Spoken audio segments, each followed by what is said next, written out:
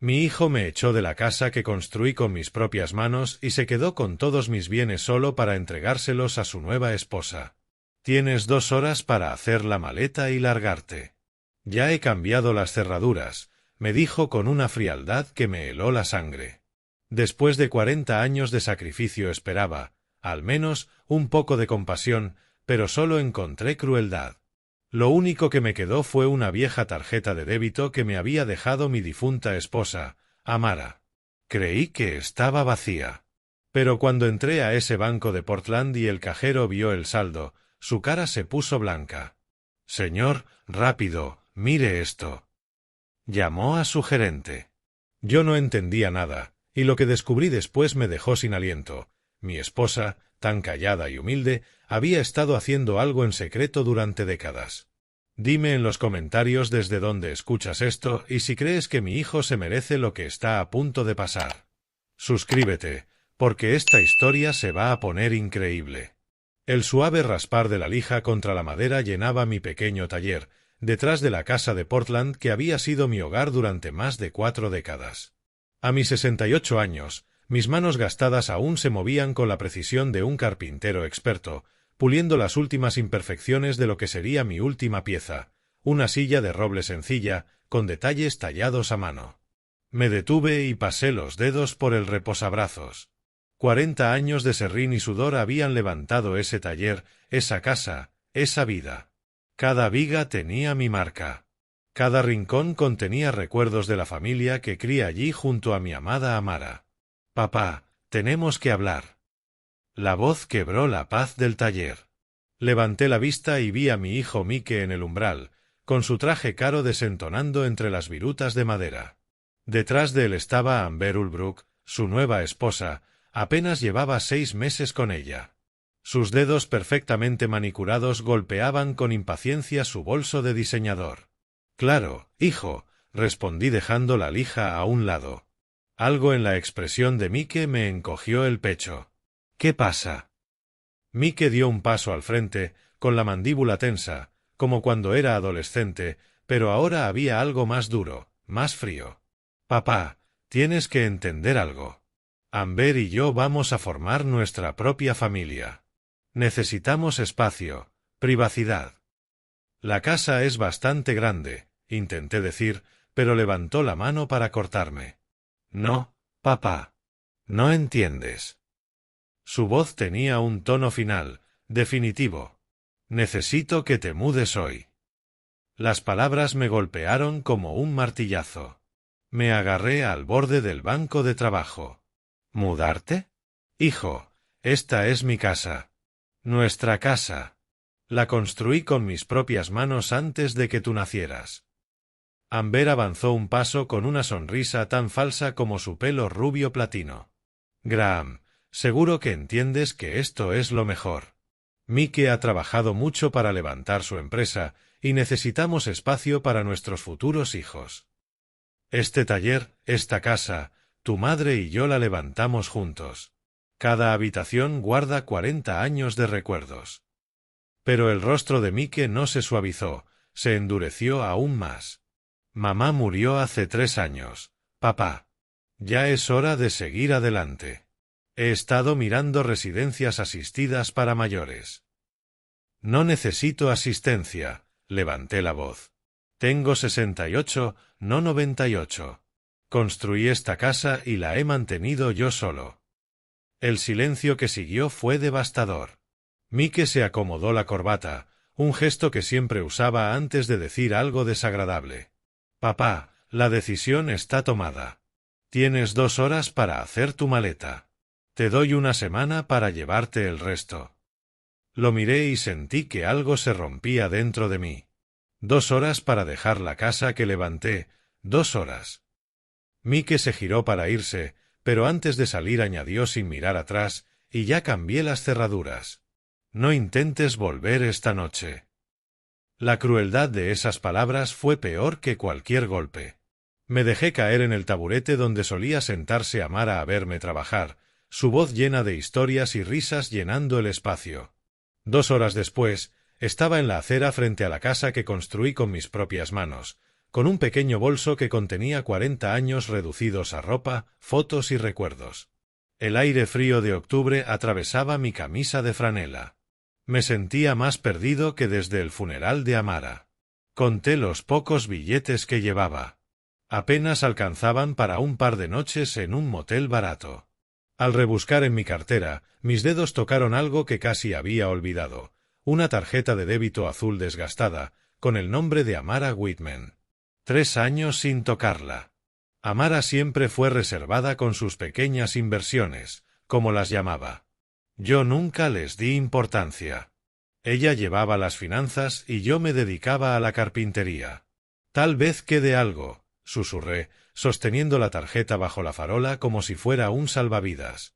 A la mañana siguiente entré al First National Bank con más esperanza que dinero. Pasé la noche sin dormir, tratando de entender cómo mi vida se podía desmoronar en solo 2 horas. Me acerqué a un cajero joven, esperando que tuviera paciencia con un viejo. «Buenos días, señor, ¿en qué puedo ayudarle?», decía su placa, Scott Anderson. Le deslicé la tarjeta, avergonzado por su estado. Querría consultar el saldo. Era de mi esposa.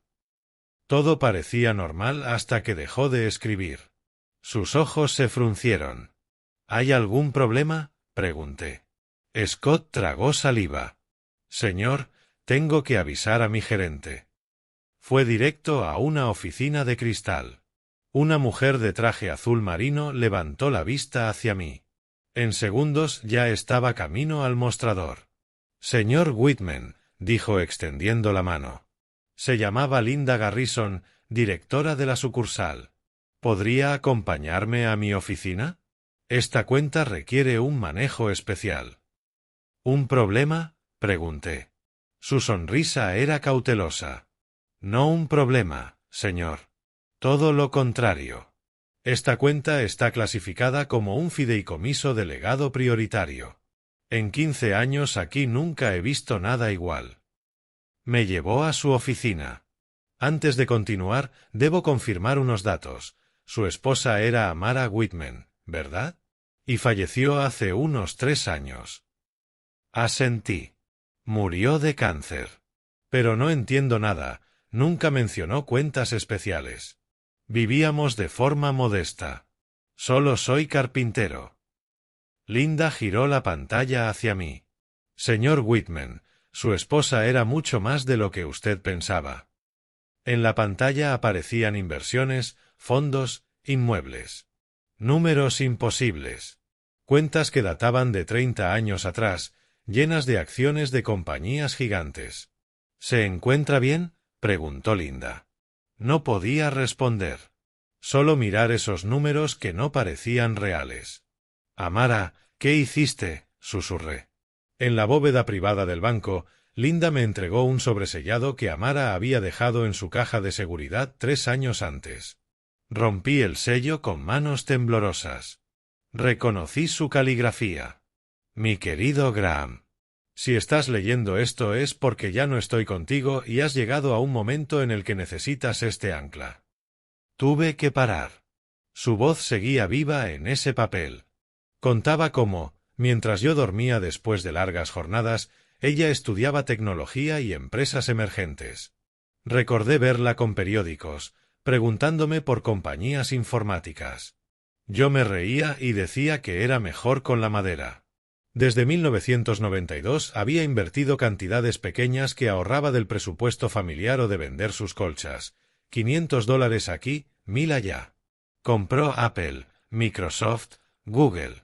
Luego su carta se volvía más grave. Había visto cómo el dinero cambiaba a las familias. Y había visto esa misma ambición crecer en Mike, cómo miraba la casa calculando su valor, cómo hablaba de maximizar activos. Amara había anticipado la traición de nuestro hijo años antes. Preparé esta ancla para que tengas opciones cuando te sientas acorralado.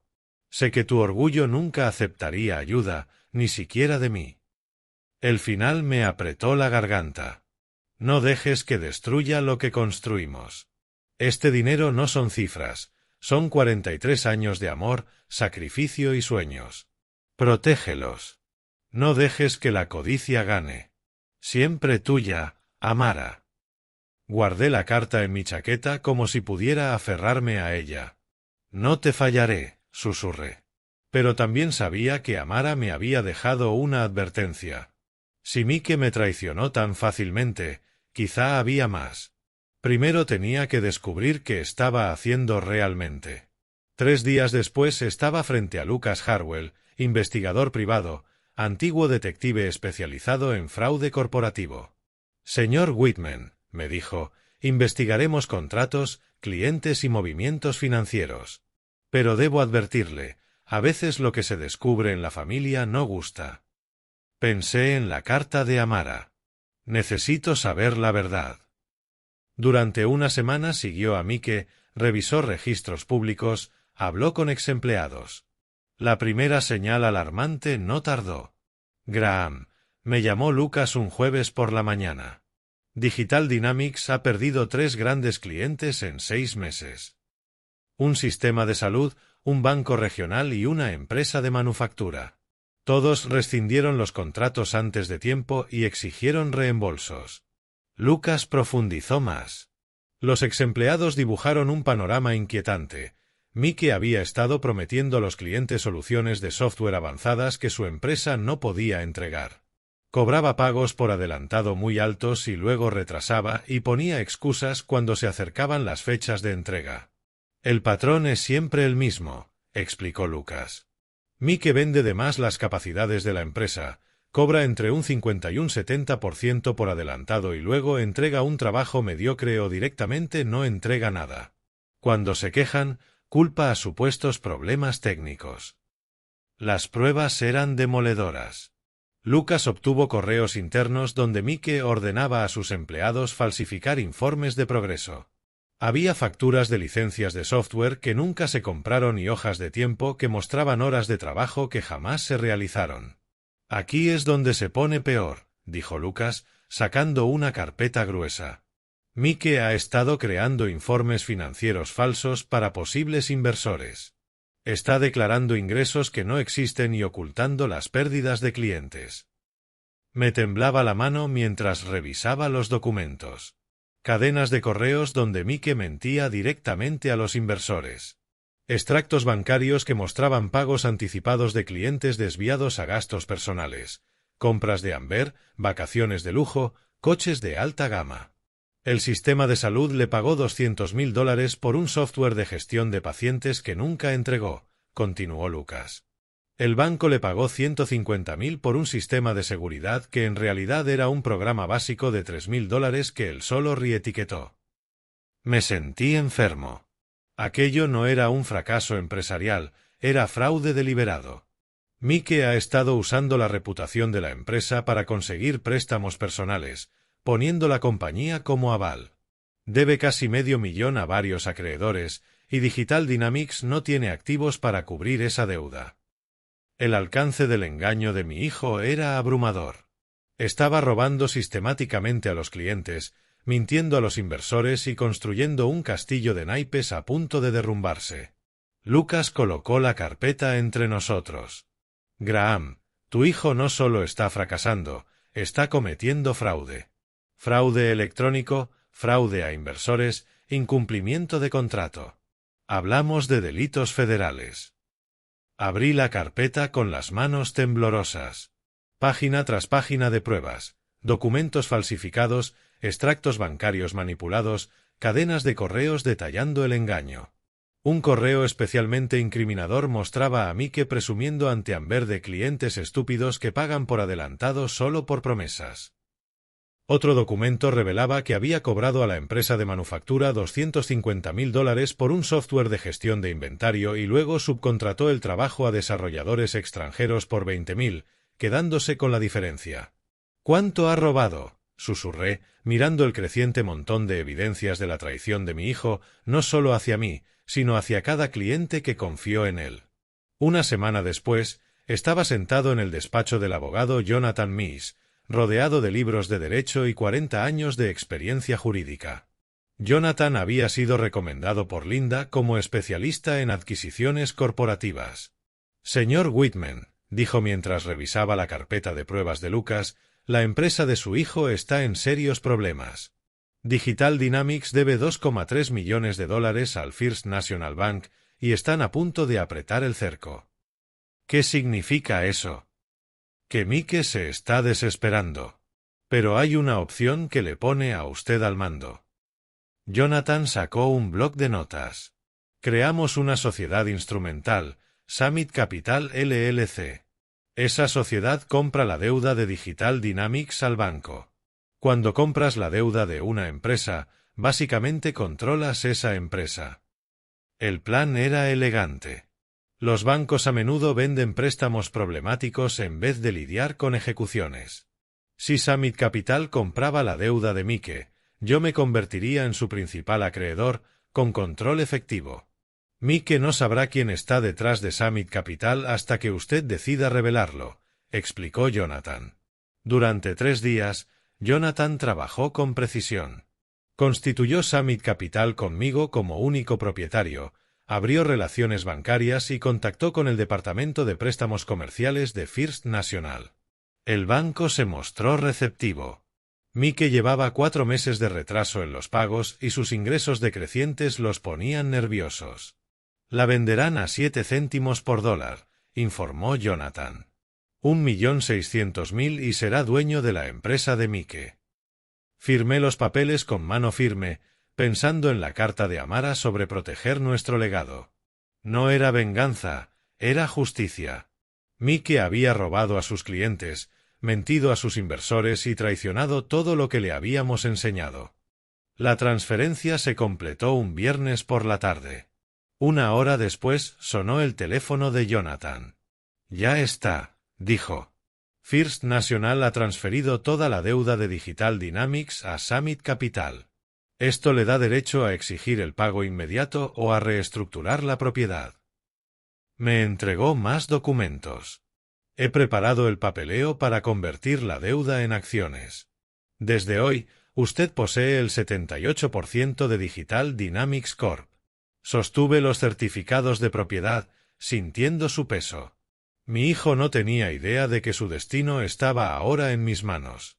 Mike aún cree que está buscando inversores, dije. Exacto. Lleva toda la semana concertando reuniones con posibles financiadores. No tiene idea de que su principal acreedor ha cambiado ni de que ese nuevo acreedor lo conoce muy bien. Jonathan se recostó en la silla. ¿Cuál es su siguiente paso? Miré hacia el perfil del centro de la ciudad, donde la empresa de Mike ocupaba 2 plantas de una torre de cristal. Probablemente estaría allí arriba en ese momento, colgando promesas delante de inversores, repitiendo las mismas mentiras de los últimos meses. La ironía me golpeó. 1 semana antes, Mike me había echado de la casa que construí con mis manos. Hoy yo era dueño de la empresa que él había construido con mentiras y robo. Ahora viene la parte difícil, dije doblando con cuidado los documentos de propiedad. Mike no solo me había traicionado a mí, sino a todos los clientes que confiaron en él.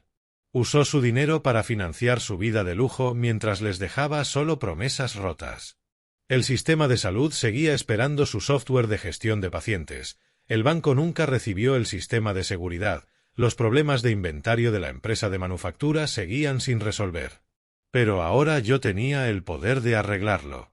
Era hora de enfrentar a mi hijo. A la mañana siguiente, Mike recibió una llamada sobre un posible inversor importante que quería reunirse de inmediato. Según Jonathan, que había organizado la reunión a través de intermediarios, ese inversor representaba un capital significativo. Llegué pronto al edificio de oficinas de Mike y tomé el ascensor hasta el piso 20, donde Digital Dynamics tenía una esquina de la planta. La recepcionista me indicó la sala de reuniones B. Me senté de espaldas a la puerta, mirando hacia las ventanas. Mike entró con su portafolios de cuero y su mejor traje. Podía oír la seguridad en sus pasos, la de un hombre desesperado que cree que la salvación acaba de llamar a su puerta. «Buenos días», dijo a mi espalda. «Soy Mike Whitman, CEO de Digital Dynamics. Gracias por considerar nuestra empresa». Me giré lentamente, observando cómo su rostro pasaba de entusiasmo profesional a absoluta conmoción. «Hola, hijo». El portafolio se le resbaló de las manos, los papeles se desparramaron sobre la mesa. Su boca se abrió, pero no salió sonido, mientras su cara oscilaba entre la confusión, la incredulidad y un pánico creciente. «Papá, ¿qué haces aquí? Esta es mi reunión de negocios. Estoy esperando a un inversor».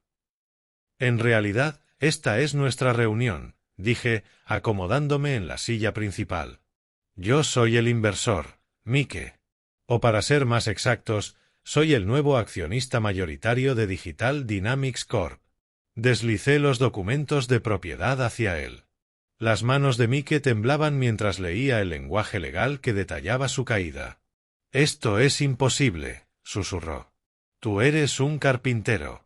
No tienes este tipo de dinero. Tu madre era extraordinaria, hijo. Veía cosas que yo fui demasiado ciego para notar». Abrí la carpeta de la investigación de Lucas. Y también me enseñó a proteger lo que construimos juntos. El rostro de Mike se volvió pálido mientras desplegaba las pruebas. Copias de correos, registros financieros, quejas de clientes, facturas falsas, todo ordenado cronológicamente. «El sistema de salud», dije, $200.000 por un software que nunca entregaste. «El banco regional, $150.000 por un sistema de seguridad que en realidad era un programa de $3.000 que solo rebautizaste». «Papá, puedo explicarlo. La empresa de manufactura, $250.000 por un software de gestión de inventario. Lo subcontrataste en el extranjero por $20.000 y te quedaste con el resto. ¿Cuántos clientes confiaron en ti mientras tú comprabas vacaciones de lujo para Amber?» Su fachada de CEO seguro comenzó a resquebrajarse. «No es lo que parece. Los negocios son complicados. A veces hay que prometer cosas para conseguir financiación. Robaste a la gente, Mike. Ese sistema de salud todavía espera un software para ayudar a sus pacientes. La seguridad de ese banco sigue sin reforzarse por tus mentiras». Saqué las pruebas más dañinas, los correos de Mike a Amber presumiendo de clientes tontos que pagan por adelantado solo por promesas. Mike leyó sus propias palabras y sus hombros se hundieron. La máscara cayó, dejando a un hombre asustado que había construido su éxito sobre la confianza robada. «¿Qué quieres?», preguntó por fin, con voz queda. Lo miré de verdad, viendo no al ejecutivo arrogante, sino al niño al que le enseñé a usar su primera sierra. «Quiero que entiendas que las acciones tienen consecuencias, Mike. Me echaste porque pensabas que era un viejo sin poder. Robaste a tus clientes por la misma razón. Pero el poder no son coches caros ni oficinas de cristal». Caminé hacia la puerta y me detuve. «Tienes 24 horas para decidir. O afrontas las consecuencias como un hombre, o dejaré que las autoridades decidan por ti. De una forma u otra, tus clientes recuperarán su dinero». Mike se quedó solo cuando salí, con las manos temblorosas mientras buscaba el teléfono, comprendiendo al fin que su padre ya no era el viejo indefenso al que había descartado. Pasaron 24 horas. Mike nunca llamó. Me senté en la oficina local del FBI, frente a la agente Lisa Crawford, una mujer de mirada aguda especializada en delitos de cuello blanco. La carpeta con las pruebas de Lucas yacía abierta entre nosotros. «Agente Crawford», dije con voz firme. «Mi hijo ha defraudado a varios clientes por cientos de miles de dólares». Ella llevaba una hora revisando documentos y tomando notas. «Señor Whitman, esto es una evidencia sólida de fraude electrónico y malversación. Estas cadenas de correos muestran intención clara de engañar. Las facturas falsas, los informes de progreso inventados, estamos hablando de cargos federales serios». Asentí, pensando en los sanitarios que seguían esperando su software, el banco con sus vulnerabilidades sin resolver, la empresa de manufactura aún atascada con su inventario. Esos clientes merecen recuperar su dinero, y otros posibles afectados necesitan protección. 2 días después, observé desde la acera de enfrente cómo 3 camionetas negras se detenían frente al edificio de Mike. Los agentes federales entraron con eficacia en el vestíbulo. Jonathan llamó 20 minutos después. Ya está, Graham. Están ejecutando la orden. El arresto salió en las noticias locales. Detienen a CEO tecnológico por fraude federal. Las imágenes mostraban a Mike esposado, escoltado hacia un vehículo policial, con la cara agachada mientras los reporteros gritaban preguntas. Amber aparecía de fondo, agarrando su bolso de diseñador, desencajada. Al día siguiente ya había contratado a un abogado propio y empezó a distanciarse públicamente de él. El juicio duró 3 meses. Fui cada día, sentado al fondo, mientras la fiscalía exponía el caso. Cliente tras cliente testificó sobre promesas rotas, dinero robado y negocios dañados. El abogado de Mike intentó presentarlo como un emprendedor abrumado por la presión, cometiendo errores, pero las pruebas eran abrumadoras. Correos presumiendo ante Amber de dinero fácil, documentos falsificados, un patrón constante de cobrar por adelantado sin entregar. Cuando llegó el veredicto, culpable de todos los cargos, no sentí satisfacción, solo una tristeza profunda. El juez fue contundente durante la sentencia. Señor Whitman, usted defraudó de forma sistemática a clientes que confiaron en usted, robando dinero destinado a mejorar la atención sanitaria, la seguridad y las operaciones. Sus actos dañaron no solo las finanzas, sino la confianza en los negocios honestos. Mike recibió 4 años en una prisión federal y la obligación de pagar 1,8 millones en restitución. Vi cómo se encogían sus hombros al escuchar su destino. Ese era el niño al que le enseñé a medir 2 veces y cortar una, a sentir orgullo por el trabajo bien hecho, a construir cosas que duraran. Cuando terminó la sesión, salí del juzgado. Un furgón penitenciario esperaba en las escaleras. A través de las pequeñas ventanas enrejadas, distinguí la silueta de Mike, ya no el CEO seguro de sí mismo, sino un preso condenado, empezando un camino que él mismo había elegido con cada mentira. El vehículo se alejó, llevándose a mi hijo hacia unas consecuencias que siempre esperé que nunca conociera. De pie en las escaleras del juzgado, viendo cómo desaparecía entre el tráfico de Portland, pensé en la carta de Amara. Ella había visto esto venir años atrás y había intentado prepararme para el momento en el que el amor y la justicia chocaran de forma tan dolorosa. Los clientes recuperarían su dinero. El sistema de salud podría por fin comprar el software que necesitaba. El banco podría arreglar sus problemas de seguridad. Se había hecho justicia. Pero yo seguía siendo un padre que acababa de ver a su hijo ir a prisión. Quizá esto es lo que necesitaba para aprender, susurré a las escaleras vacías. 6 meses después recibí la primera carta de Mike. Sujeté el sobre mucho rato antes de abrirlo, reconociendo su letra en el papel timbrado de la prisión. Sus palabras me golpearon más duro de lo que esperaba. Papá, por fin entiendo lo que he perdido. No solo el dinero, sino tu confianza. Llevo 6 meses pensando en todo y estoy avergonzado. No porque me hayan atrapado, sino porque me convertí en alguien que tú y mamá nunca quisisteis que fuera. La carta describía su rutina diaria en el centro federal. Se había inscrito en formación de carpintería, el mismo oficio que intenté enseñarle de niño cuando él no tenía paciencia. El instructor, el señor Rodríguez, me recuerda a ti. Dice, mide 2 veces, corta una. Me acuerdo de ti diciéndolo, pero nunca te escuché. Siempre tenía prisa por ir a lo siguiente, a lo más grande. 3 semanas después conduje hasta la prisión para nuestra primera visita.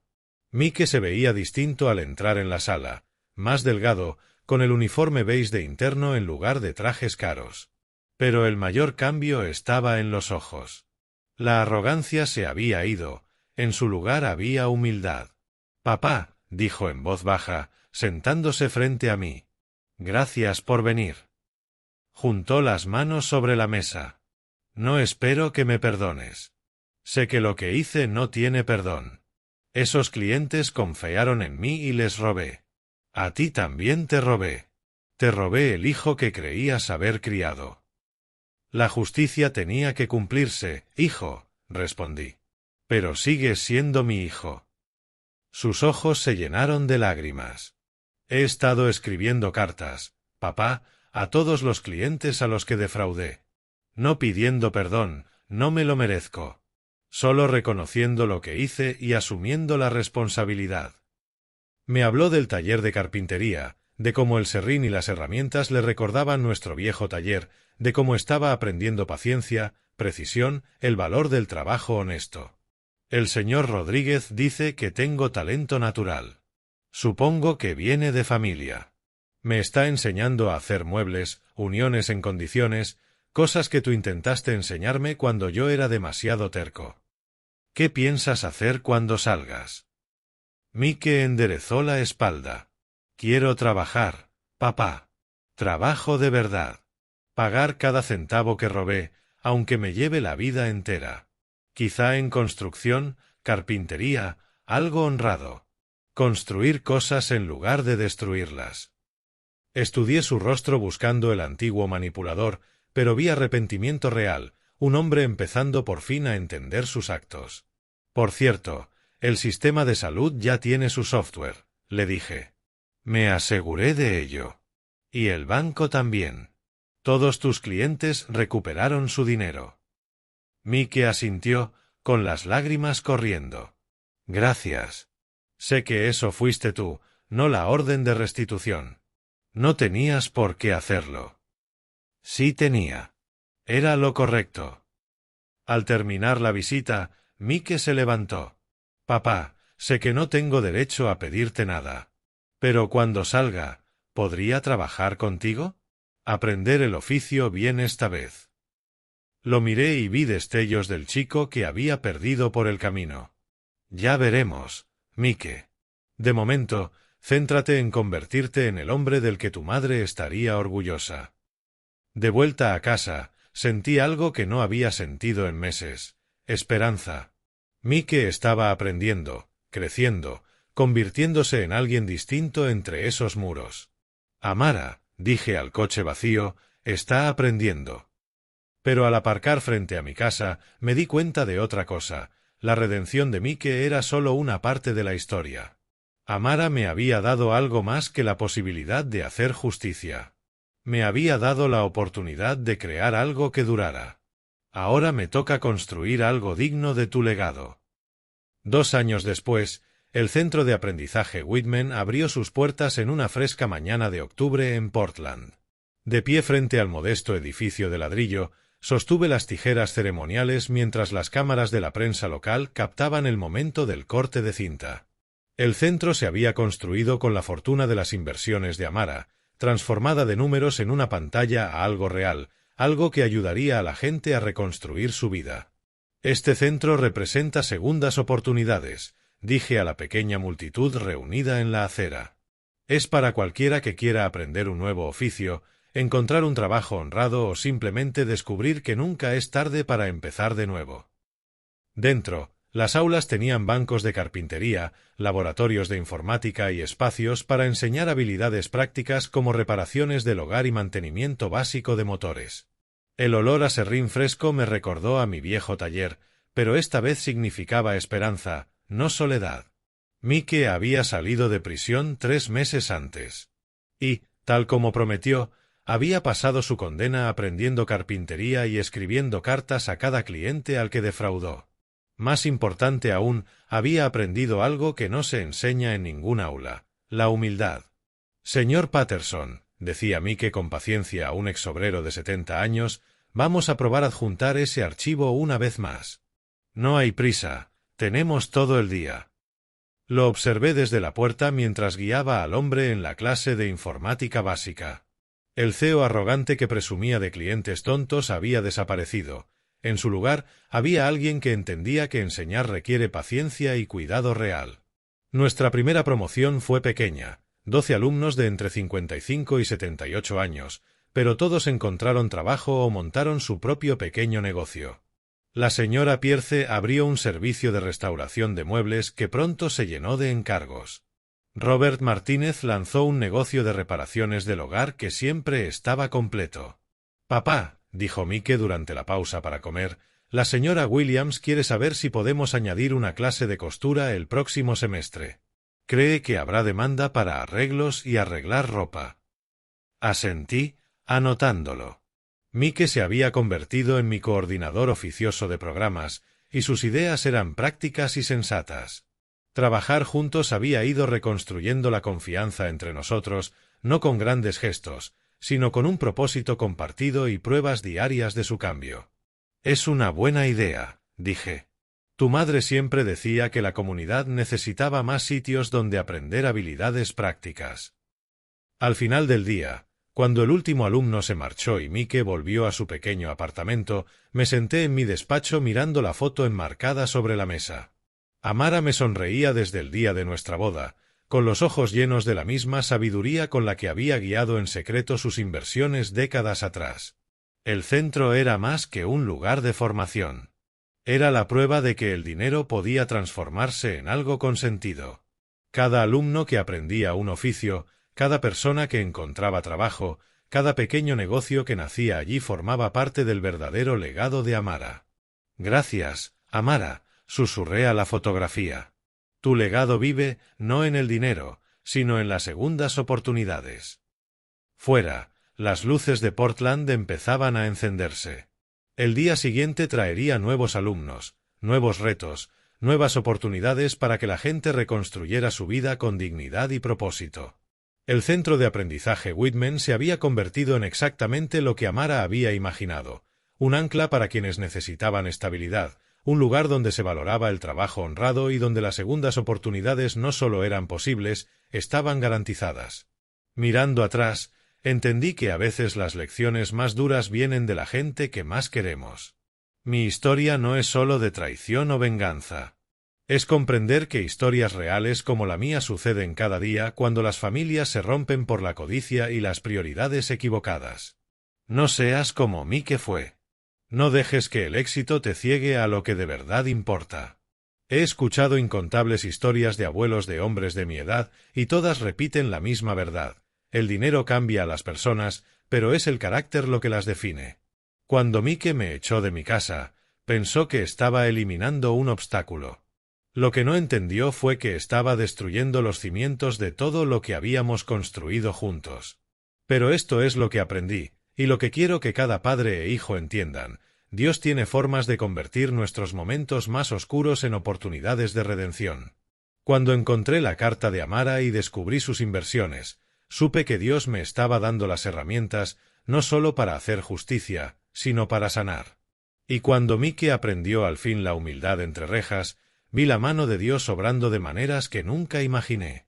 Las historias de abuelos que importan de verdad no son sobre riqueza o éxito, sino sobre segundas oportunidades y el valor de reconstruir lo que se rompió.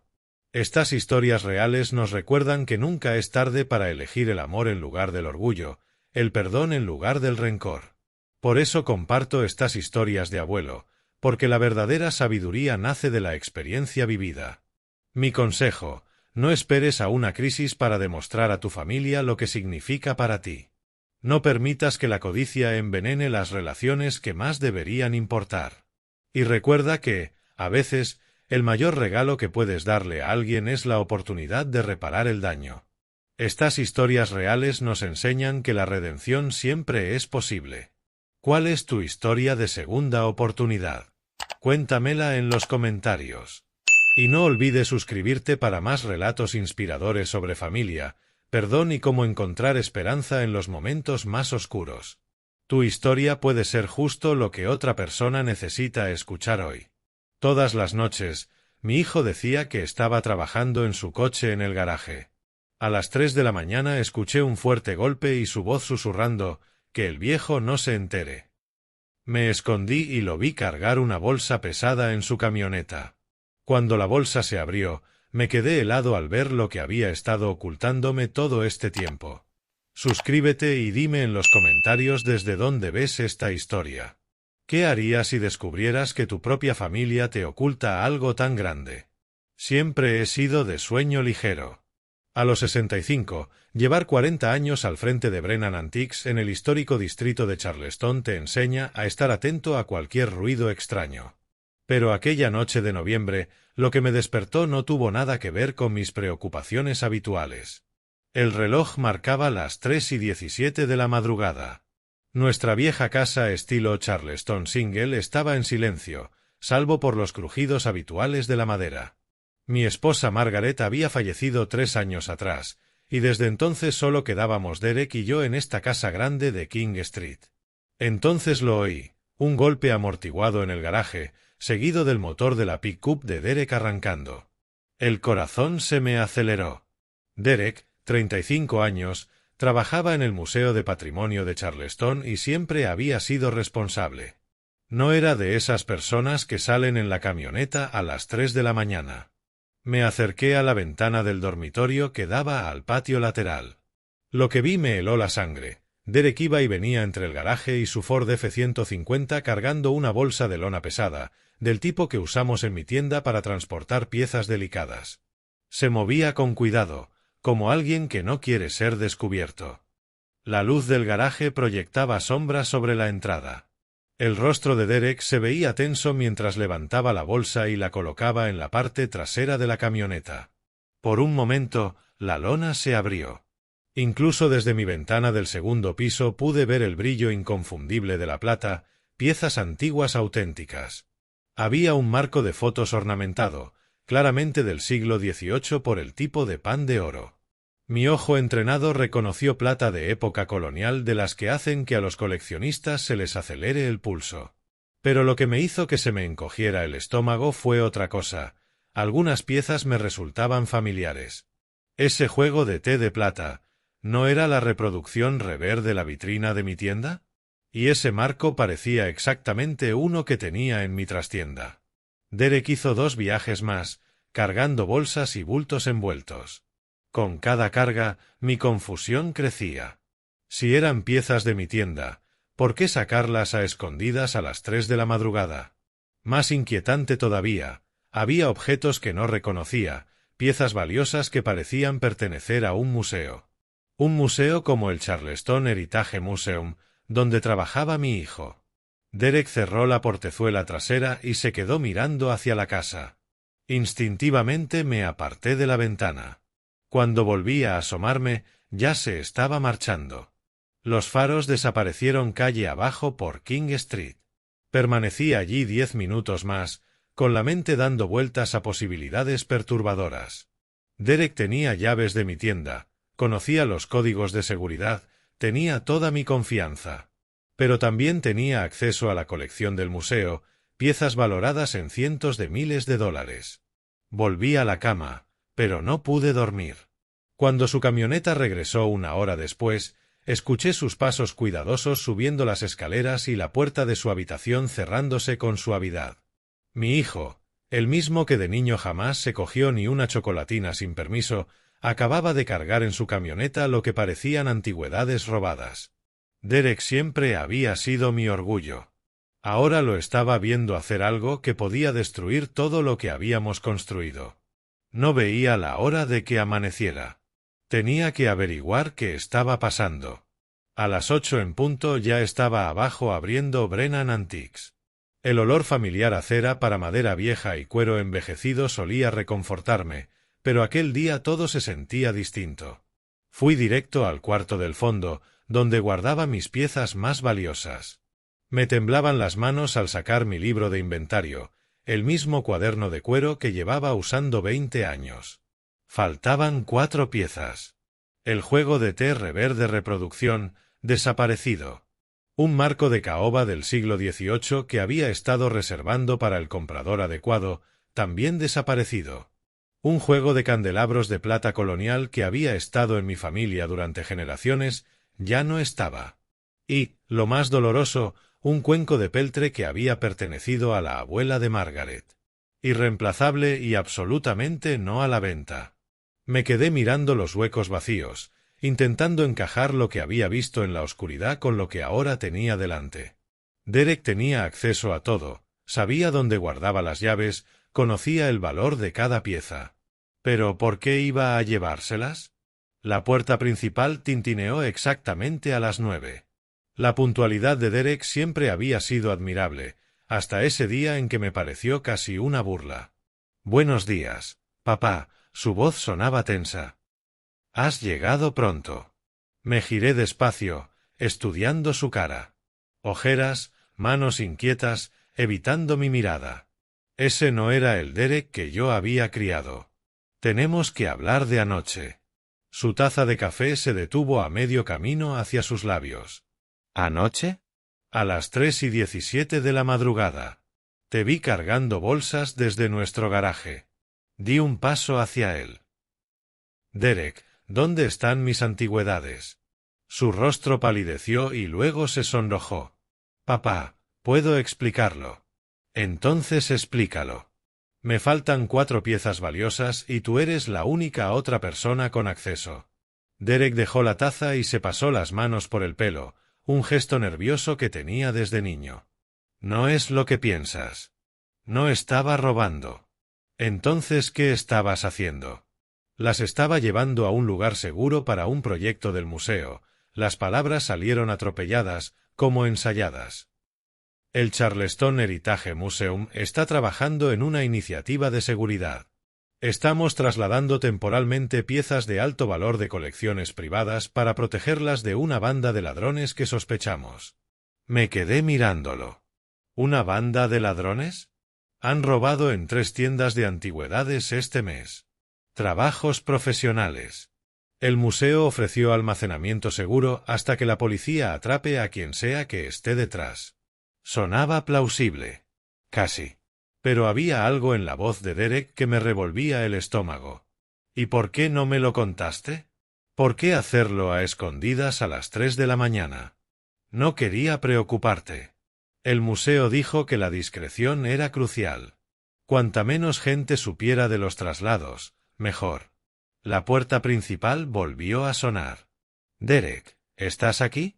Kira Blake entró, y aunque llevaba 2 años casada con mi hijo, seguía llamando la atención dondequiera que iba.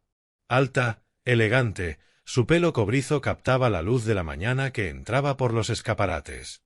«Oh, Gordon», sonrió con calidez y me dio un beso en la mejilla. «No esperaba verte tan temprano». Revisando inventario, dije con cuidado. Kira miró de uno a otro, la sonrisa desvaneciéndose un poco. «¿Pasa algo?» «Papá me vio cargando las antigüedades anoche», respondió Derek en voz baja. La expresión de Kira cambió a comprensión y luego alivio. Menos mal. Derek estaba preocupado por tener que mantener en secreto lo del museo. Le dije que debía habértelo explicado desde el principio. Se volvió hacia mí, los ojos verdes muy abiertos y sinceros. Gordon, Derek está haciendo algo maravilloso. El Charleston Heritage Museum ha identificado una red sofisticada que roba a coleccionistas y anticuarios. Están ofreciendo almacenamiento seguro hasta que atrapen a los delincuentes. El museo insistió en que todo se hiciera con discreción. Continuó, apretándome el brazo con suavidad. La policía cree que los ladrones tienen información interna. Alguien que sabe qué tiendas tienen inventario valioso. Los miré a ambos. Derek asintió con convicción. Tus piezas estarán más seguras allí, papá. Seguridad de última generación, control de clima, todo. Kira volvió a sonreír. Derek pensaba contártelo hoy de todos modos. El periodo de almacenamiento ya casi termina. Quería creerles. Mi instinto de padre me decía, confía en tu hijo. Pero algo me pinchaba por dentro, un detalle que no encajaba. ¿Cuándo las voy a recuperar? Muy pronto, dijo Derek. Asentí despacio, dejando que sus explicaciones se posaran sobre mis dudas. Quizá 40 años entre antigüedades me habían vuelto demasiado suspicaz.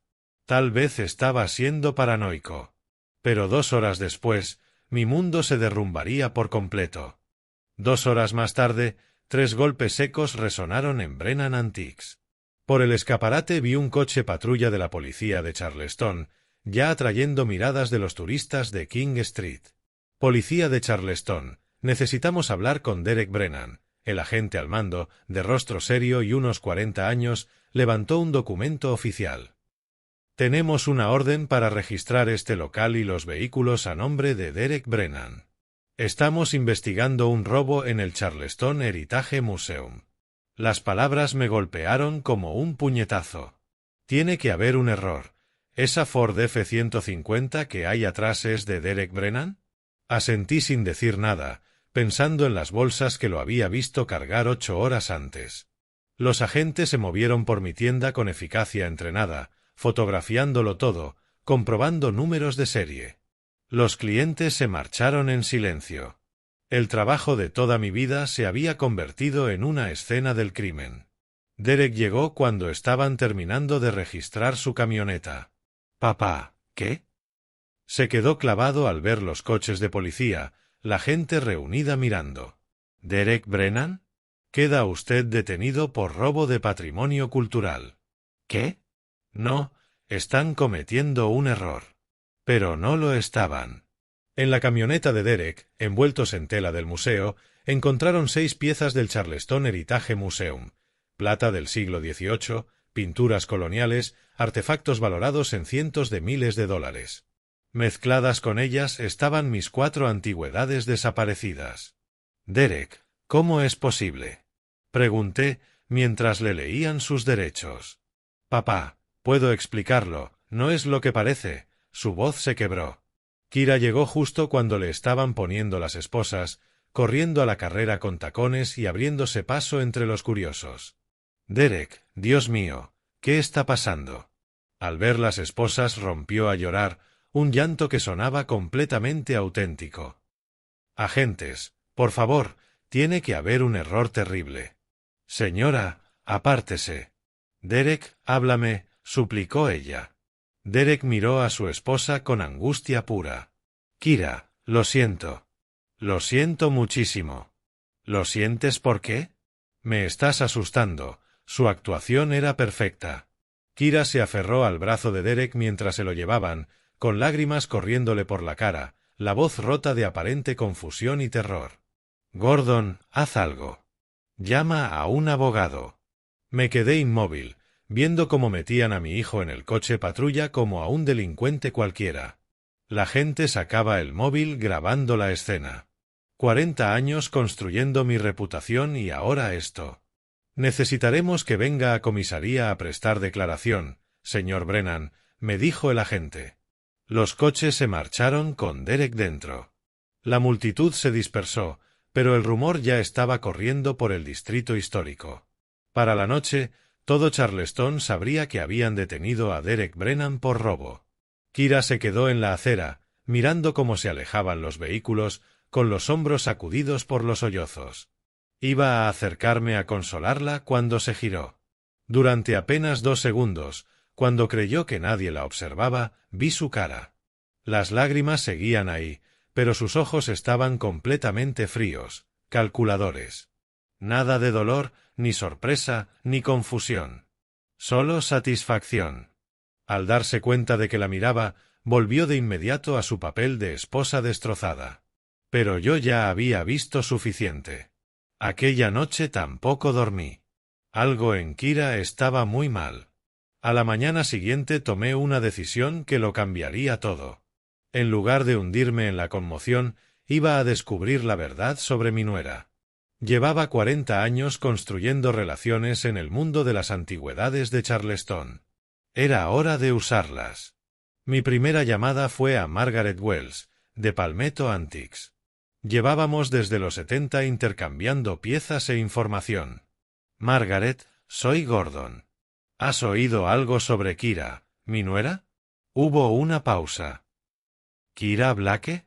La pelirroja». «No, no me suena». «¿Por qué?». «Solo tengo curiosidad por sus antecedentes. Lleva 2 años en la familia y no sé casi nada de su pasado».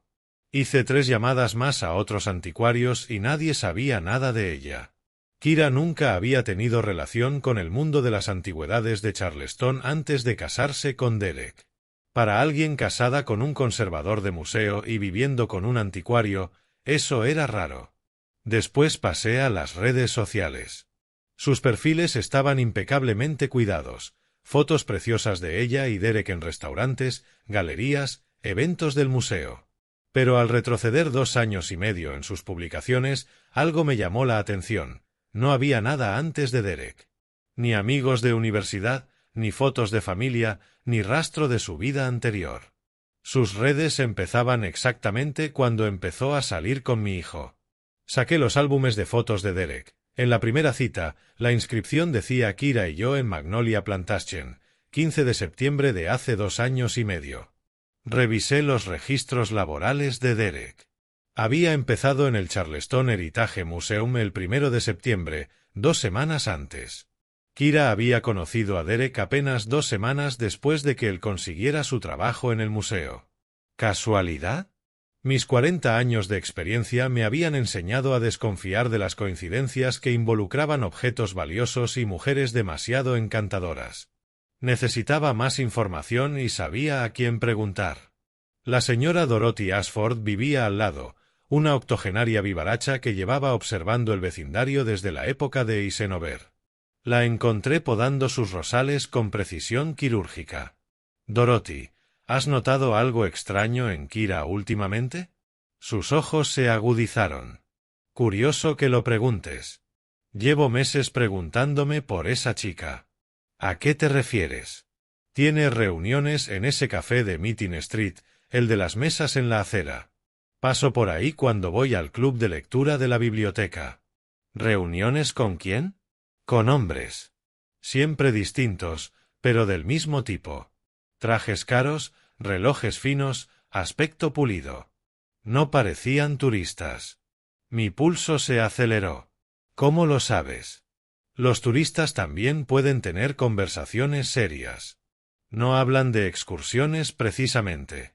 Eran conversaciones intensas, inclinados hacia adelante, tomando notas, intercambiando sobres. ¿Sobres? Sobres pequeños. Dinero o documentos, supongo. Dorothy cortó otra rosa. Siempre miraba alrededor nerviosa, comprobando si alguien la veía. ¿Desde cuándo? Por lo menos 6 meses. Me fijé porque se arreglaba mucho para tomar un café, pero luego le decía a Derek que iba a hacer recados o a quedar con amigas. Se me secó la boca. Mentía todo el tiempo. Un día la oí decirle a Derek que estaba en el supermercado y yo acababa de verla volver de Meeting Street sin ninguna bolsa. Dorothy me sostuvo la mirada. Gordon, esa chica nunca me dio buena espina. Es demasiado perfecta, demasiado encantadora. La gente que se esfuerza tanto por caer bien suele estar ocultando algo.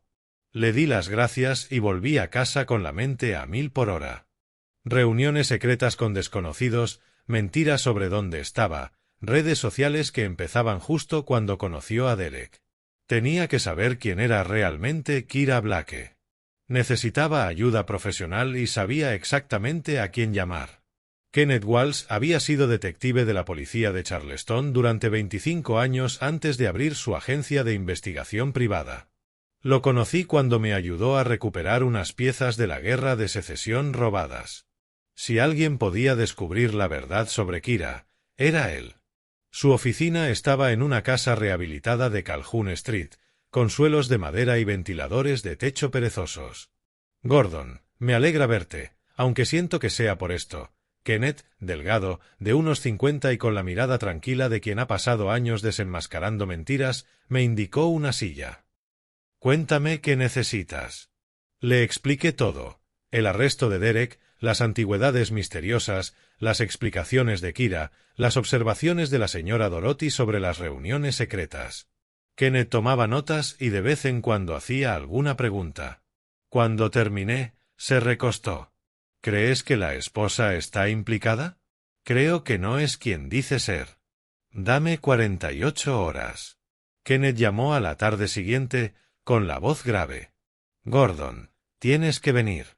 Lo que he encontrado es más grande de lo que pensaba.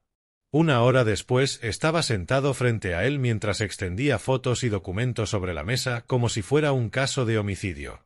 Kira Blake no existe, dijo, sin rodeos. Al menos no la versión que se casó con tu hijo. Sentí que se me hundía el estómago. ¿Cómo que no existe? La mujer que vive en tu casa es Kira Summers. Tiene antecedentes en Florida, fraude, robo de identidad, conspiración. Estuvo 1 año y medio en prisión federal hace 3 años. Deslizó una foto policial. Era claramente Kira, pero con el pelo más corto y la mirada dura, esos mismos ojos fríos que vi durante el arresto de Derek. ¿Prisión federal? Red dedicada al robo de arte de alto nivel. Pinturas, esculturas, antigüedades. Se especializaban en coleccionistas ricos y casas de subastas, pasaban meses preparando cada golpe. La habitación pareció girar. Y se casó con mi hijo. Peor aún, Kenneth sacó otro expediente. La red sigue activa. Operación internacional que mueve arte robado a través de redes de comerciantes. El FBI lleva años siguiéndoles la pista. Ella sigue implicada. Se casó con Derek específicamente para tener acceso al circuito artístico de Charleston. Tu tienda, el museo, la tapadera perfecta, acceso legítimo a piezas valiosas, información interna de seguridad, un marido respetable por encima de toda sospecha. Me quedé mirando la foto policial, recordando cómo me había ganado desde el primer día. Siempre interesada en mi inventario, preguntando por procedencias y valor, animando la carrera de Derek en el museo, alabando su buen criterio. 2 años y medio preparando el golpe, dije en voz baja. Mucha dedicación para una estafa. Kenneth asintió. ¿Los hombres con los que la señora Ashford vio reunirse a Kira? Le enseñé fotos de asociados conocidos. Identificó a 2. Sentí que se me helaba la sangre. Llevan meses aquí, preparando operaciones, identificando objetivos. La expresión de Kenneth se endureció. Tu hijo no es un criminal, Gordon. Es un peón. Kira lo ha manipulado desde el primer día, moviendo fichas, dándole acceso a zonas restringidas, pidiéndole información. Y cuando llegara el momento del arresto, ¿quién iba a quedarse con las pruebas en las manos? El alcance de la traición me golpeó. La confusión de Derek durante el arresto, sus disculpas desesperadas, su auténtico desconcierto al ver las piezas robadas, todo era real. Lo ha incriminado. Manual clásico. Mientras todos miran al conservador corrupto del museo, los verdaderos ladrones desaparecen con millones en arte robado. Derek está sentado en una celda, probablemente todavía tratando de entender cómo su vida se desmoronó. Mi hijo, que jamás había copiado en un examen, enfrentándose a cargos federales por haber amado a la mujer equivocada. ¿Qué hacemos? Kenneth recogió los documentos. Normalmente te diría que vayamos a la policía local, pero la gente de Kira es muy sofisticada. Han borrado bien sus huellas. A la policía de aquí puede faltarle músculo para desmontar una red internacional de robo de arte. ¿Entonces qué? Ayuda federal. El equipo de delitos de arte del FBI, específicamente. Llevan años detrás de esta organización. Kenneth se me quedó mirando. Pero una vez hagas esa llamada, no hay vuelta atrás. Se convierte en una investigación federal y todo el mundo, incluido Derek, entra en el tablero. Me levanté despacio, sintiendo de golpe mis 65 años. Derek necesitaba ayuda, pero también necesitaba una fuerza mayor de la que yo podía ofrecerle. Mi hijo necesitaba que lo rescataran y yo iba a hacerlo. La sede del FBI en Charleston era todo hormigón y cristal blindado, diseñada para imponer respeto. Nunca imaginé que cruzaría esas puertas por voluntad propia llevando pruebas contra mi propia nuera. El control de seguridad fue exhaustivo, detectores de metales, guardias que parecían capaces de levantar un coche a pulso. Tras explicar el motivo de mi visita, esperé 40 minutos hasta que apareció la agente Ellen Porter. 40 y pocos, ojos azules afilados, el pelo prematuramente canoso recogido en una coleta sin adornos. Su apretón de manos era firme, su actitud puramente profesional. Señor Brennan, ¿tiene información sobre una red de robo de arte? Mi nuera forma parte de una red internacional de contrabando y mi hijo está en la cárcel por sus crímenes. La expresión de la agente Porter no cambió, pero vi un destello de interés. Hablemos en privado. Su despacho estaba austeramente amueblado. Escritorio gubernamental, ordenador y las paredes cubiertas de fotografías de obras de arte robadas, cuadros, esculturas, antigüedades, todas marcadas en rojo como recuperado o desaparecido. Extendí sobre su mesa los archivos de Kenneth Walsh y le expliqué todo, desde las salidas nocturnas de Derek hasta las reuniones secretas de Kira y su sospechosa aparición en nuestras vidas. La agente Porter revisó cada documento, tomando notas de vez en cuando. Cuando terminé, se recostó en la silla. Señor Brennan, acaba de poner en mis manos el mayor avance que tenemos en 3 años. ¿Conoce a Kira? Kira Summers está en nuestro radar desde que salió de prisión. Lo que no sabíamos era dónde estaba ni si seguía operando. Sacó un grueso expediente. Es una pieza clave en la red conocida como The Collector. Una operación internacional de robo y contrabando de arte. Se me encogió el estómago. Internacional. Más de 50 millones robados en 6 países. Robos a museos, colecciones privadas, estafas en subastas. Sofisticados, pacientes, extremadamente peligrosos. ¿Peligrosos cómo? La expresión de la agente Porter se endureció. 2 posibles testigos murieron en aparentes accidentes, el dueño de una galería en Miami y un coleccionista de Atlanta. Sospechamos que fueron asesinatos. La sala se sintió de golpe más fría. Esa mujer ha vivido en mi casa 2 años.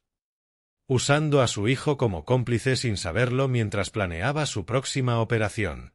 La escena artística de Charleston mueve millones. Es un objetivo perfecto. ¿Puede ayudar a Derek si yo les ayudo a ustedes?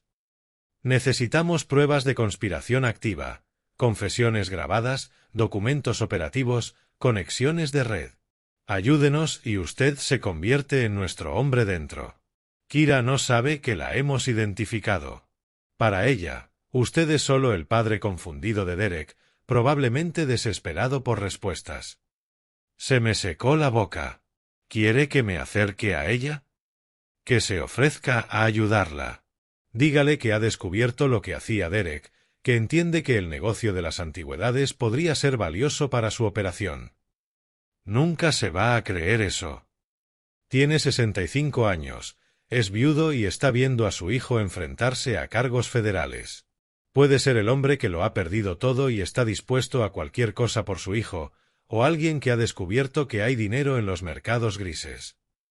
La agente Porter sacó un dispositivo de grabación del tamaño de un botón. Le pondremos esto y colocaremos equipos de apoyo alrededor. Haga que hable de sus planes, asociados, operaciones. Si sospecha algo, por eso tendrá apoyo cerca. Su tono, aunque profesional, llevaba una advertencia clara. Señor Brennan, no le voy a mentir.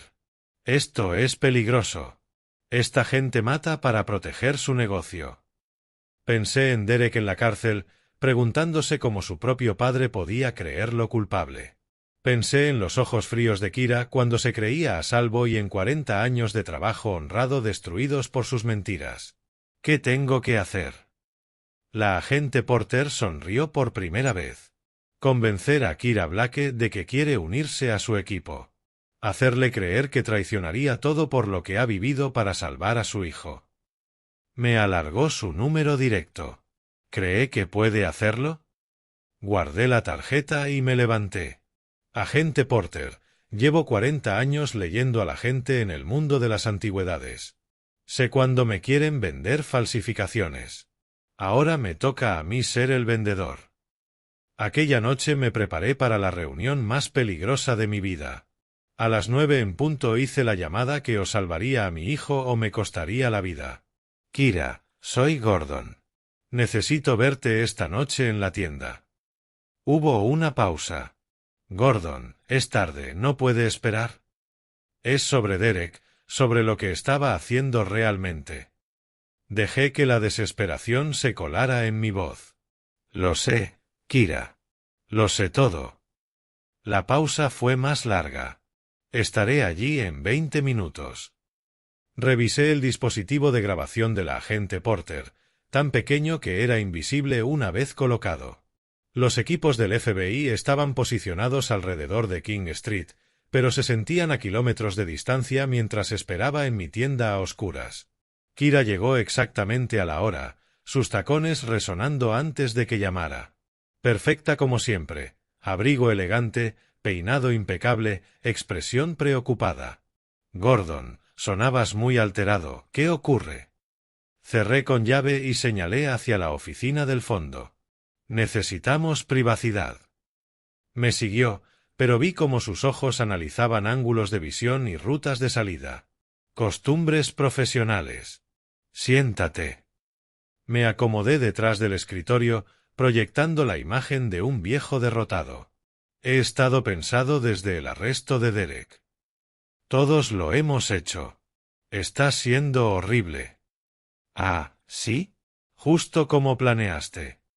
Algo cambió en su postura. No sé de qué hablas. Creo que sí lo sabes. 2 años y medio de planificación. Conociendo a Derek 2 semanas después de que empezara en el museo.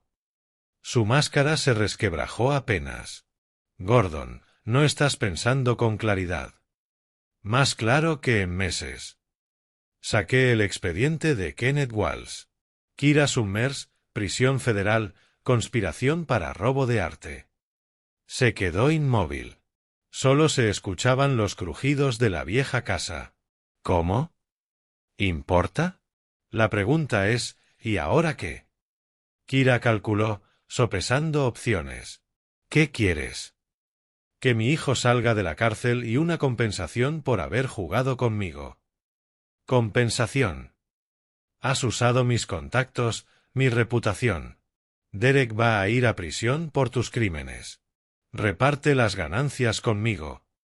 Se echó a reír, un sonido que sonó a cristal roto. ¿Crees que puedes chantajearme? Creo que podemos ayudarnos.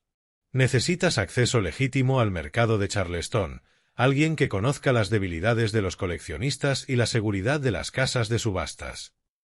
Me recosté. Yo necesito dinero para la defensa de Derek. Kira me estudió y luego sonrió despacio. Siempre sospeché que eras más listo de lo que aparentabas. Lo bastante listo para saber cuándo he perdido. Derek está acabado. Yo no tengo por qué estarlo. ¿Qué propones exactamente? Una sociedad. Dime qué es lo que realmente buscas. Yo te ayudo a conseguirlo. Tú haces que los cargos de Derek desaparezcan. Y me llevo un porcentaje. Kira sacó el móvil y envió un mensaje rápido. Los cargos de Derek no pueden desaparecer, pero pueden redirigirse. ¿Redirigirse? Hacer ver que actuó presionado por otra persona. Alguien como tú. Un padre desesperado que obligó a su hijo a robar en su trabajo. Noté cómo se me helaba la sangre. Ese no era el trato. Es lo que hay. A menos que prefieras la celda federal para Derek. Se inclinó hacia mí, con un susurro casi íntimo. ¿Sabes lo mejor de todo esto, Gordon? Derek nunca sospechó nada. Pasé 2 años haciendo que se enamorara tanto de mí que haría cualquier cosa que le pidiera. Mover piezas fuera de horario, por seguridad, entrar en zonas restringidas del museo para proyectos especiales. Estaba tan empeñado en impresionarme, lo manipulaste. Lo destruí. Había pura satisfacción en su voz. Y cuando llegó el momento, bastó una llamada anónima a la policía sobre actividad sospechosa en Brennan Antiques. Derek estaba tan confundido cuando encontraron las piezas robadas en su camioneta, no dejaba de repetir que solo ayudaba a su esposa con asuntos del museo. Afuera se oyeron portazos. Varios coches. La sonrisa de Kira se ensanchó. ¿De verdad pensabas que no sabría que intentarías algo? 3 hombres grandes con trajes caros entraron sin llamar. Caballeros, dijo Kira con voz agradable. Conozcan al padre de Derek. Ha hecho demasiadas preguntas. El más corpulento se tronó los nudillos. ¿Lo llevamos a un sitio más discreto? Kira me miró con esos ojos helados. No hace falta. Tu hijo está en la cárcel, Gordon. Ya no tiene quien lo proteja. Se puso en pie despacio, saboreando el momento. Es hora de que tú también desaparezcas. Ya había oído lo suficiente para salvar a Derek, pero quizá no viviría para usarlo. Kira asintió al más grande. Hazlo rápido y limpio. Él metió la mano en la chaqueta y vi el brillo metálico del cañón de una pistola. Ahí estaba. A punto de morir en mi propia tienda, rodeado de 40 años de antigüedades cuidadosamente reunidas. Hice lo único que se me ocurrió: correr. Volqué la silla y salí disparado hacia la parte delantera de la tienda, serpenteando entre vitrinas y muebles. Detrás de mí, escuché la maldición de Kira y el estruendo de sus matones persiguiéndome. «¡Que no llegue a la calle!», gritó. El segundo pistolero apareció en la puerta principal, bloqueando mi salida. Tenía el arma ya desenfundada, apuntando directo a mi pecho. «Hasta aquí llegaste, viejo». Estaba atrapado entre asesinos armados, sin salida. El dispositivo de grabación pesaba como plomo contra mi pecho. Todas esas pruebas, toda esa demostración de la inocencia de Derek, a punto de morir conmigo. Entonces los ventanales del frente estallaron hacia dentro. «FBI, tiren las armas». La agente Elan Porter atravesó los cristales como un ángel vengador, con la pistola en alto y un grupo de agentes detrás. Al mismo tiempo, la puerta trasera se abrió de golpe y más federales inundaron la tienda. «Agentes federales, al suelo ahora». El pistolero de la entrada se giró hacia la nueva amenaza y yo me lancé detrás de un armario de la Guerra de Secesión justo cuando empezaron los disparos. Todo terminó en segundos. Profesionales de la ley contra matones de calle. No hubo color. Unos pocos disparos secos, órdenes a gritos, muebles volcados y luego un silencio que zumbaba en los oídos. Frente despejado. Parte trasera despejada. Sospechosos controlados. Miré por el lateral del armario. Dos de los hombres de Kira estaban ya en el suelo con las manos atadas a la espalda. El tercero recibía atención médica por lo que parecía un tiro en el hombro. Kira estaba pegada a la pared del fondo, con la pistola de la agente Porter apuntándole al pecho. «Kira Summers, queda usted detenida por conspiración para cometer asesinato, robo de arte, crimen organizado y una quincena más de cargos federales que voy a tener el gusto de leerle». «No pueden probar nada», escupió Kira, pero su compostura había desaparecido del todo. Se había ido la sofisticada dama de sociedad de Charleston. Lo que quedaba era la presa, la criminal profesional, la depredadora que había destruido la vida de mi hijo por dinero. «En realidad sí podemos». La agente Porter sonrió con dureza. El dispositivo del señor Brennan ha grabado toda su confesión, incluida la parte en la que admite haber incriminado a Derek y haber ordenado el asesinato de su padre. El rostro de Kira se puso blanco al escuchar el chasquido de las esposas. «Kira Summers», continuó la agente Porter, «tiene derecho a guardar silencio. Todo lo que diga podrá ser usado en su contra en un tribunal federal». Mientras se la llevaban, Kira cruzó su mirada con la mía por última vez. La máscara había desaparecido. Solo quedaban odio frío y la rabia de un depredador que ve cómo su gran plan se viene abajo. «Esto no se acaba aquí», siseó. «Sí, se acaba», respondí en voz baja. La agente Porter se acercó mientras el equipo forense empezaba a procesar mi tienda destrozada. «Señor Brennan, ¿está herido?». Negué con la cabeza, todavía tratando de asimilar lo ocurrido. «¿La grabación lo tiene todo?». «Cada palabra». Confesión de robo de arte, conspiración, manipulación de Derek, intento de asesinarlo a usted. «Está todo». Enfundó el arma. «Llevamos 3 años intentando conseguir pruebas así contra la red Kelecter. Lo que ha hecho esta noche los va a dejar entre rejas durante décadas». «¿Y Derek?». La expresión de la agente se suavizó. «Derek saldrá mañana por la mañana. Todos los cargos serán retirados. La grabación deja claro que fue víctima de un engaño elaborado». El alivio me inundó con tanta fuerza que tuve que sentarme en una silla cercana. «Está libre. De verdad está libre. Su hijo va a necesitar tiempo para procesar lo que le ha pasado. 2 años y medio de manipulación psicológica no se curan en un día. Pero está vivo. Es inocente. Y va a volver a casa. Miré alrededor de mi tienda, ventanas hechas añicos, muebles volcados, cintas policiales por todas partes. Llevaría meses arreglar aquel desastre, pero Derek volvía. Agente Porter, gracias por todo. Gracias a usted, señor Brennan. Lo que ha hecho esta noche ha requerido verdadero valor. 3 días después estaba esperando delante de la cárcel del condado de Charleston, mirando la puerta más importante del mundo para mí. Se abrió y Derek salió parpadeando a la luz de noviembre, con la misma ropa de cuando lo arrestaron 4 días antes, 4 días que se sintieron como años. Se veía mayor, marcado por una experiencia que ningún inocente debería vivir. Cuando me vio, su rostro se desmoronó. «Papá, lo siento tanto». Lo abracé con un abrazo para el que 40 años de paternidad me habían preparado. «No tienes nada que sentir». Yo la creí, confié en ella, la dejé usarme para hacerte daño a ti, a la tienda, a todo lo que habíamos construido. Derek, te enamoraste.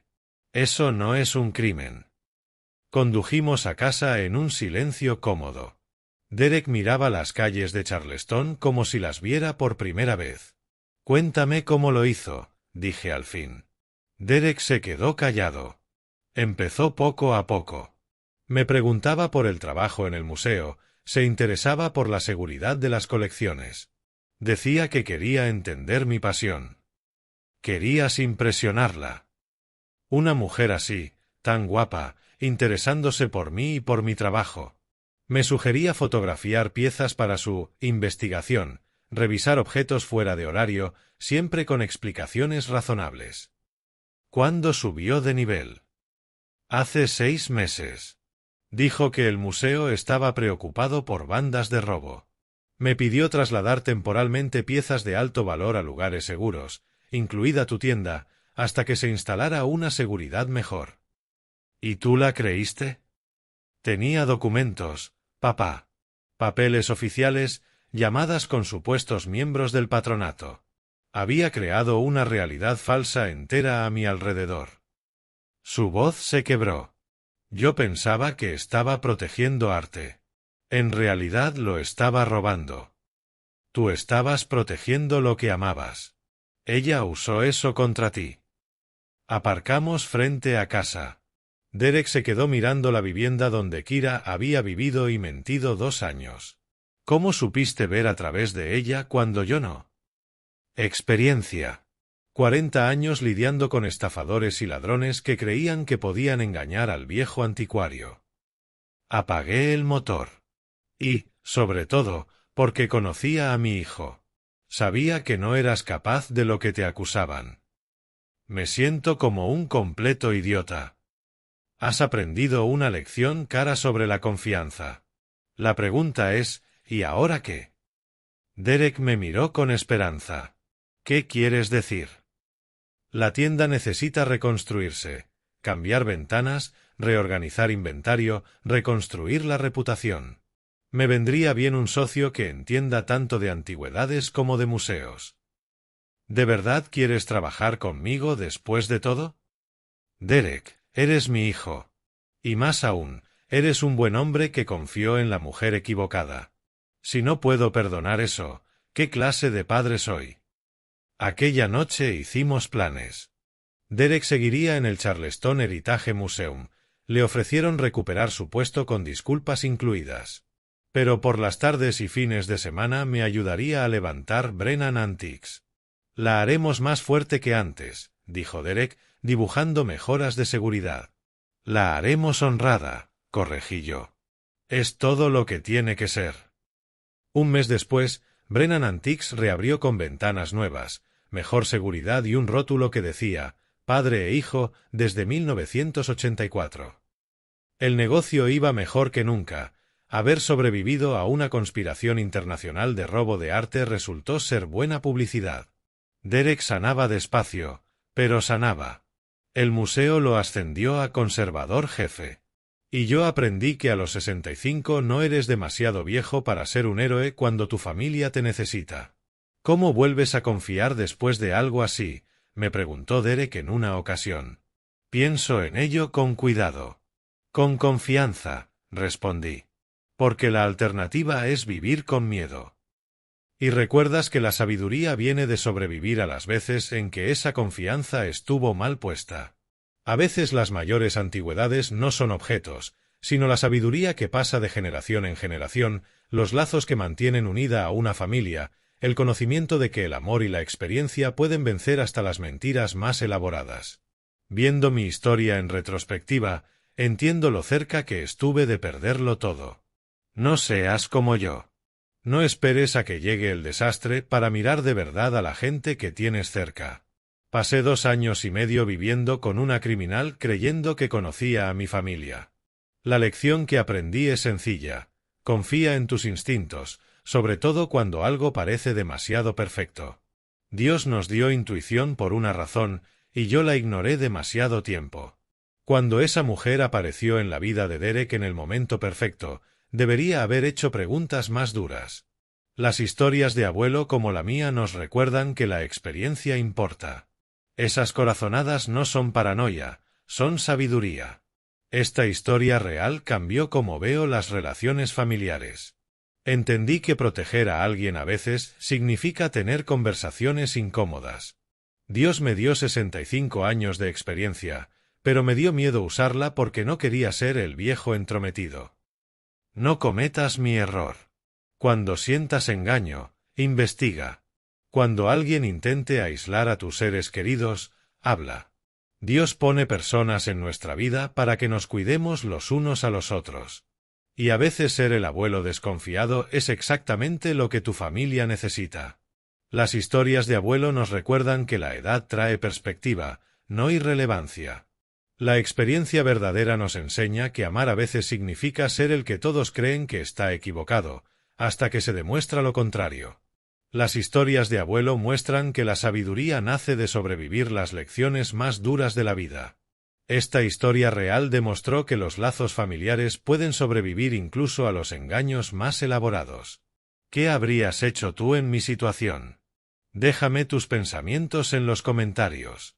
Y si esta historia tocó tu corazón, suscríbete a nuestro canal y compártela con alguien que necesite escucharla. Tu apoyo nos ayuda a llevar más historias con sentido a familias de todo el mundo.